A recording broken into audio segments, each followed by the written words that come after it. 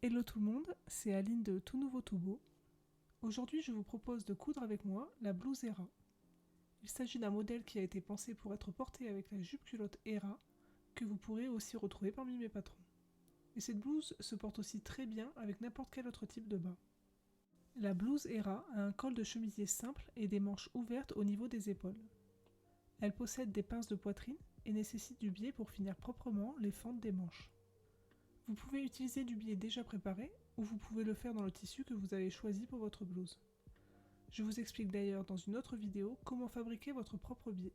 Si vous pensez qu'elle peut vous être utile, n'hésitez pas à aller la voir, le lien est disponible dans la description. Pour cette blouse, on va plutôt choisir un tissu léger et plus ou moins fluide selon le rendu désiré. Donc plutôt du tissu de type viscose, crêpe, gaze ou popeline. Ici, je vais coudre ma blouse dans un tissu en lin viscose. Alors, j'ai déjà préparé mes pièces, que je vais surfiler au fur et à mesure, comme je l'indique dans les étapes du livret fourni avec le patron. Pour le biais, je vais en utiliser un que j'ai acheté tout prêt. Si vous souhaitez fabriquer le vôtre, je vous montre comment faire dans une vidéo sur ma chaîne. Le lien est en description, n'hésitez pas à aller la voir. On va prendre notre pièce devant et piquer les deux pinces de poitrine. Pour plus de détails sur comment réaliser des pinces, je vous invite à regarder une vidéo que j'ai préparée à ce sujet, le lien est aussi en description. Sur ce tissu, j'ai marqué mes repères de pince avec un feutre effaçable à l'eau.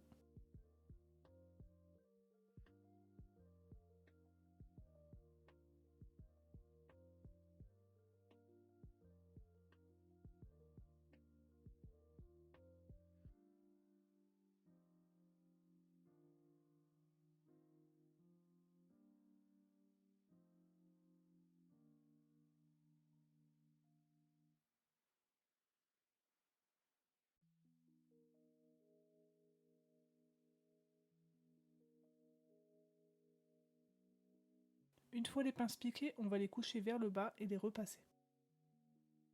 On peut réaliser des piqûres de maintien pour éviter qu'elles bougent.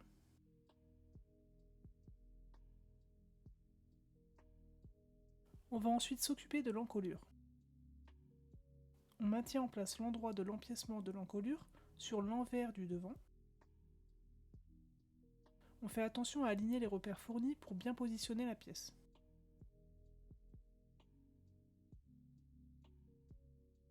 J'ai aussi utilisé un feutre effaçable ici pour reporter les repères du patron. Mais vous pouvez très bien utiliser une feuille de papier de soie que vous laisserez lorsque vous piquez et que vous pourrez arracher ensuite.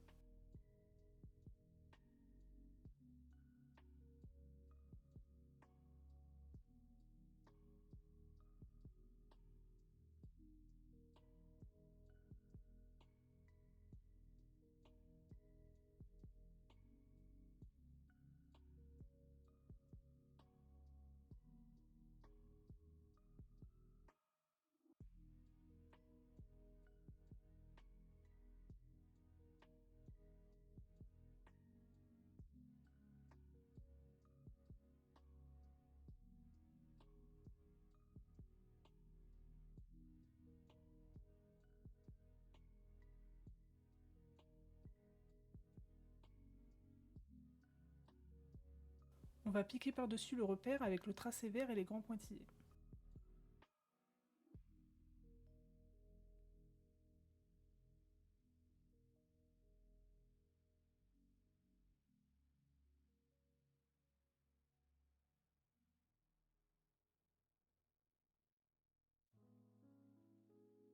Une fois la piqûre réalisée, on va couper le long du tracé rouge avec des petits pointillés.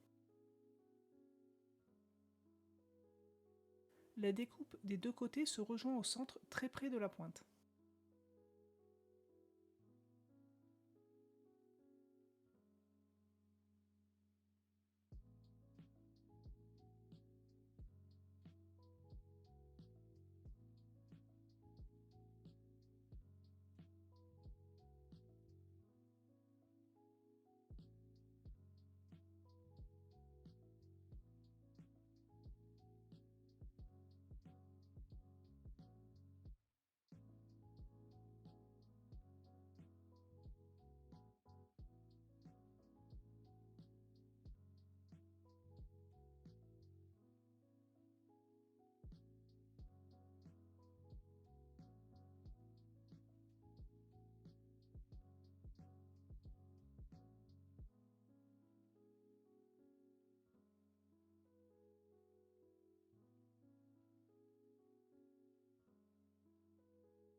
On va marquer au fer à repasser un rabat de 1 cm sur le bas et les deux côtés de l'empiècement de l'encolure.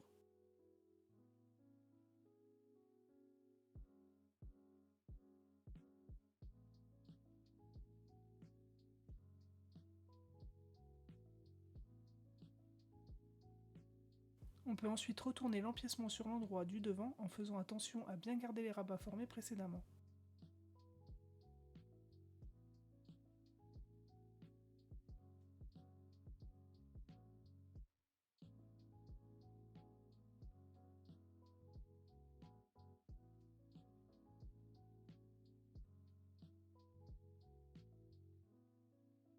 On repasse et on maintient toute l'encolure avec des épingles.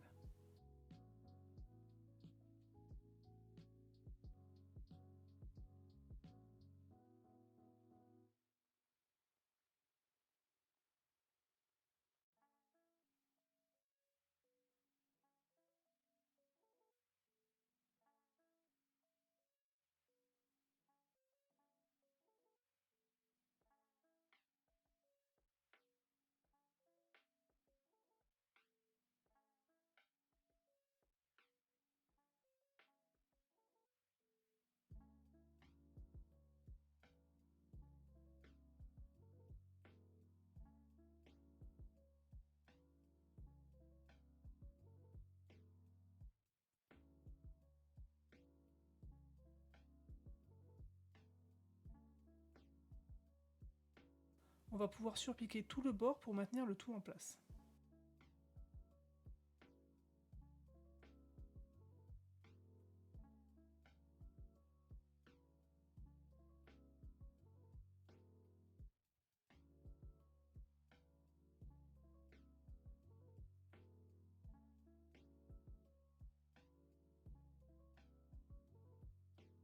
Ensuite, on va surfiler l'encolure et les côtés de la pièce du devant.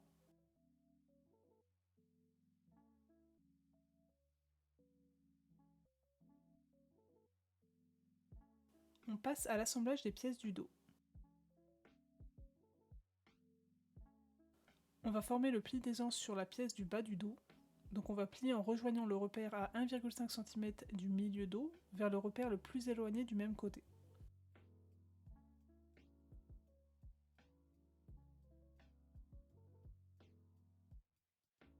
On fait la même chose pour l'autre côté, puis on marque ces plis au fer à repasser.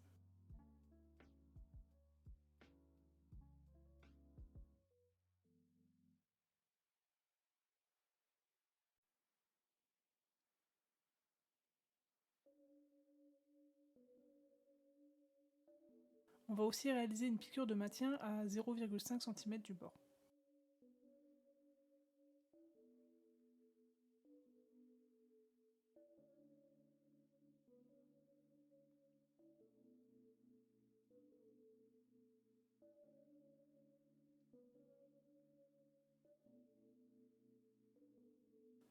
On maintient le bas du haut du dos et le haut du bas du dos, endroit contre endroit. Puis on pique à 1 cm du bord et on surfile pour ensuite plaquer les marges de couture vers le haut et surpiquer.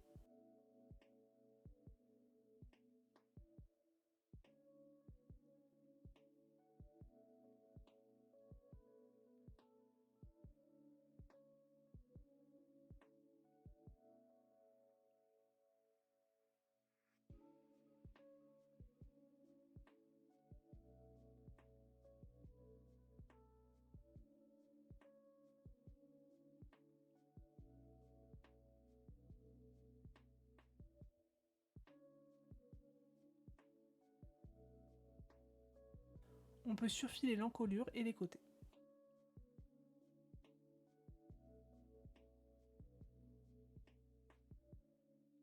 On peut maintenant assembler le devant et le dos ensemble. Donc on maintient endroit contre endroit les épaules du devant et du dos, puis on pique à 1 cm du bord et on surfile.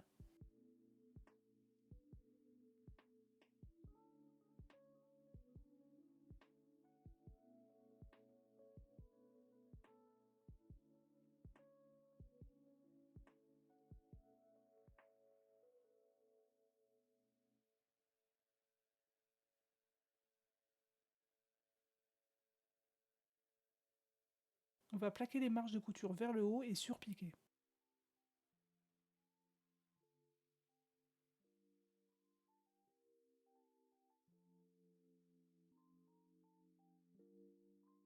On maintient ensuite les côtés gauche du devant et du dos, toujours endroit contre endroit, et on pique à 1 cm du bord.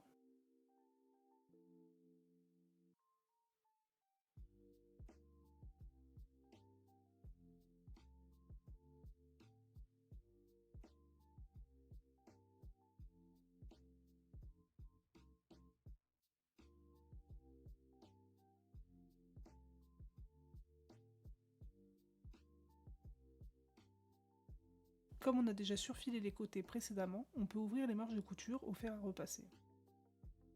On fait la même chose pour l'autre côté de la blouse. On va former notre col en maintenant endroit contre endroit les deux pièces du col, puis on va piquer à 1 cm du bord tout autour, sauf le pied de col.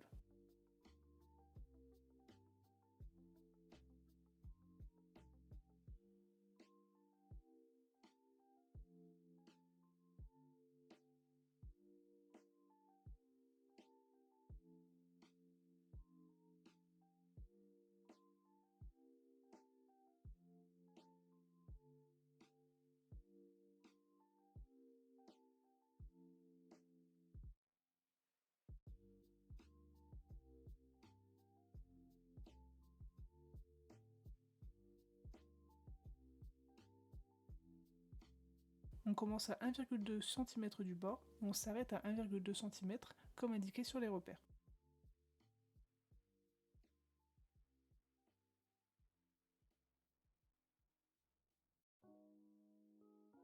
Ensuite, on va dégarnir les angles pour une plus belle finition.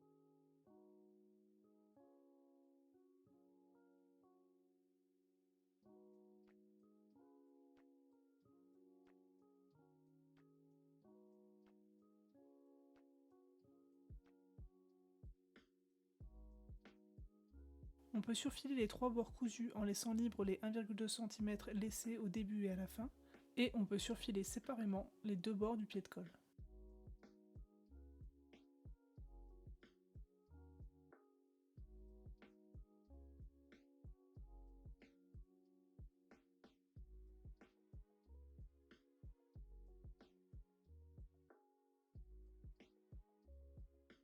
On peut maintenant retourner le col sur l'endroit et repasser.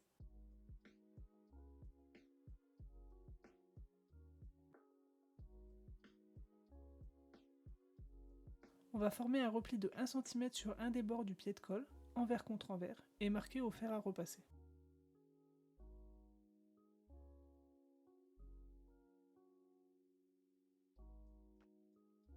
On peut maintenant positionner le col sur la blouse en maintenant endroit contre endroit le bord sans repli du pied de col sur l'encolure de la blouse.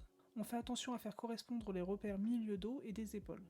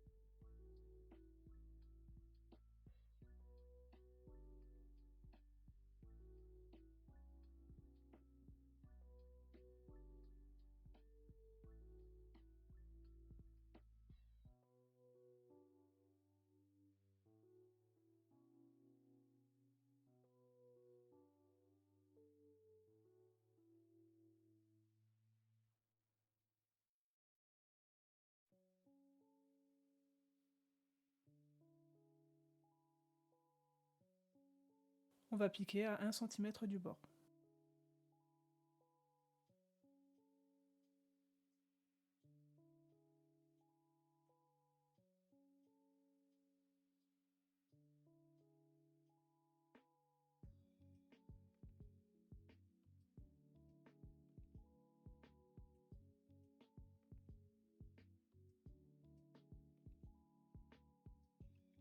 On peut rentrer les marges de couture du pied de colle à l'intérieur du col et plaquer le repli de l'autre bord du pied de colle.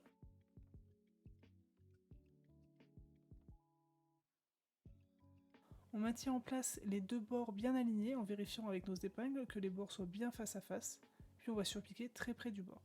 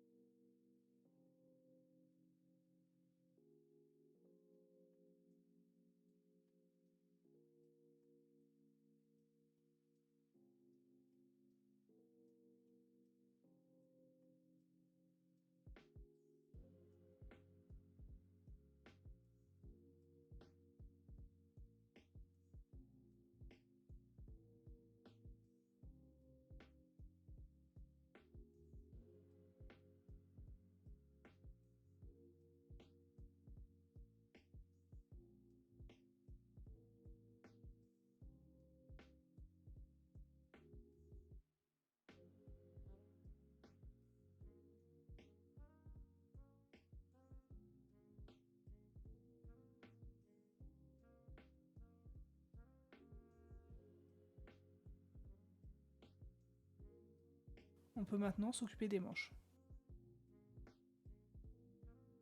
On voit bien que la tête de manche se sépare en deux parties au niveau de la fente. On commence par réaliser un petit cran en bas de la fente.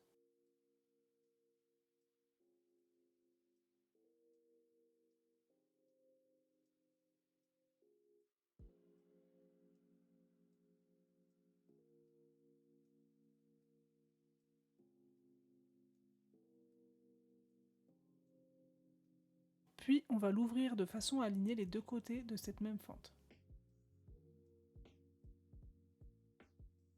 On va maintenir notre biais complètement déplié tout le long de l'ouverture de la manche, endroit contre endroit.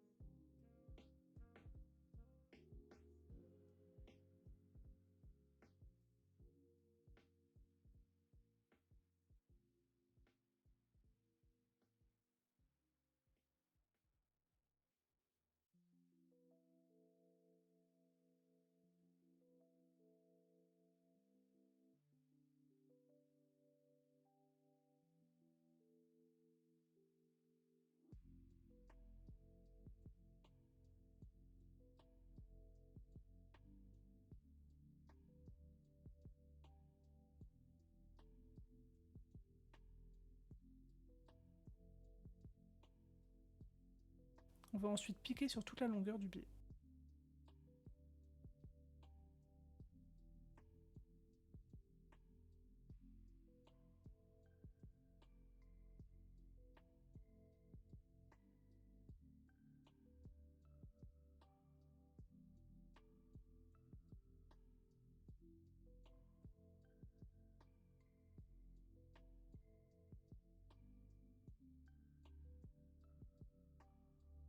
On peut replier tout le biais complètement à l'intérieur de la manche et surpiquer sur toute la longueur pour le maintenir à l'intérieur et ainsi donner une belle finition à notre fente.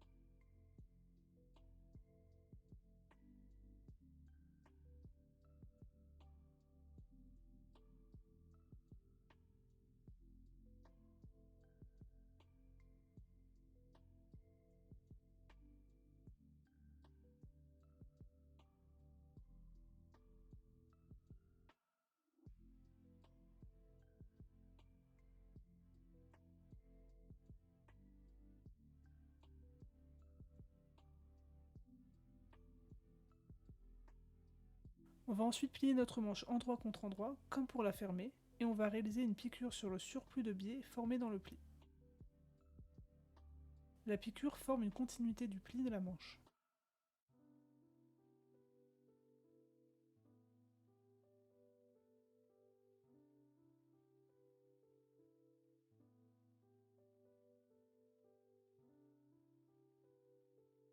On va ensuite plaquer cette pointe vers le dos de la manche et réaliser une petite surpiqûre pour la maintenir en place.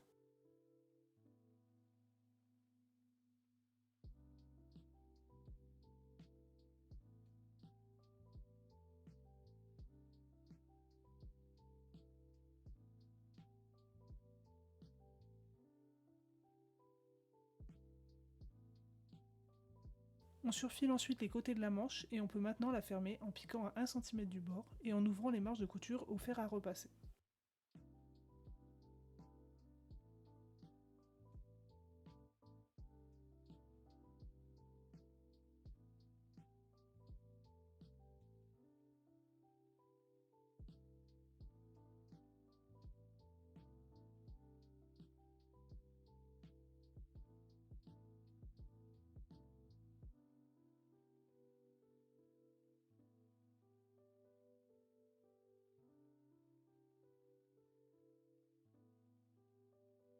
On fait la même chose pour l'autre manche.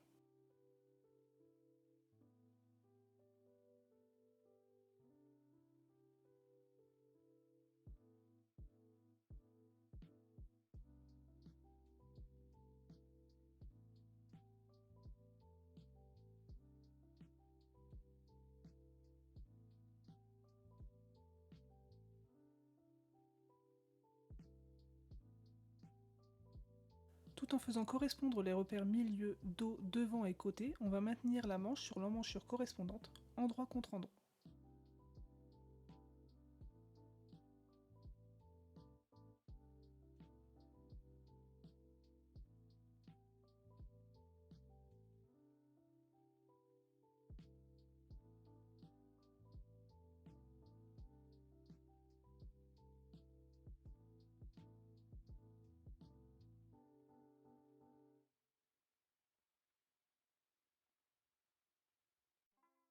Les deux parties de la tête de manche se positionnent côte à côte.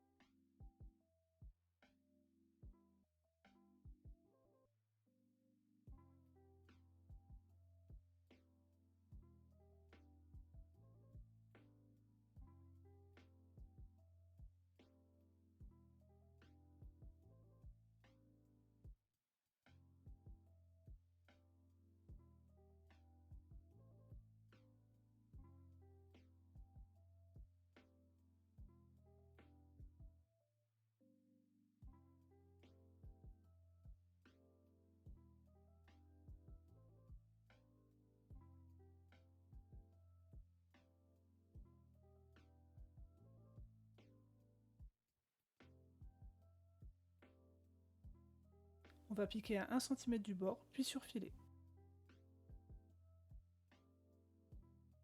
Alors n'oubliez pas cette partie importante pour la finition, on va plaquer les marges de couture dans la blouse, repasser, puis surpiquer.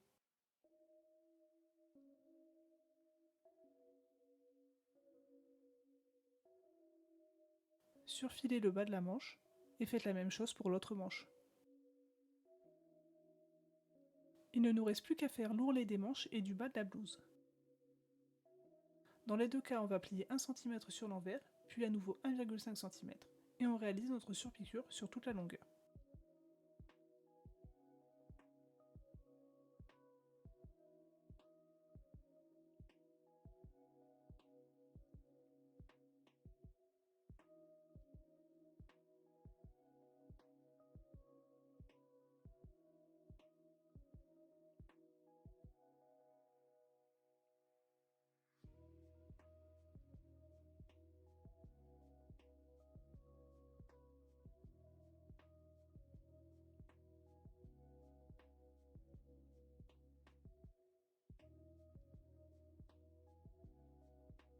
Et voilà, vous avez terminé votre blouse Hera.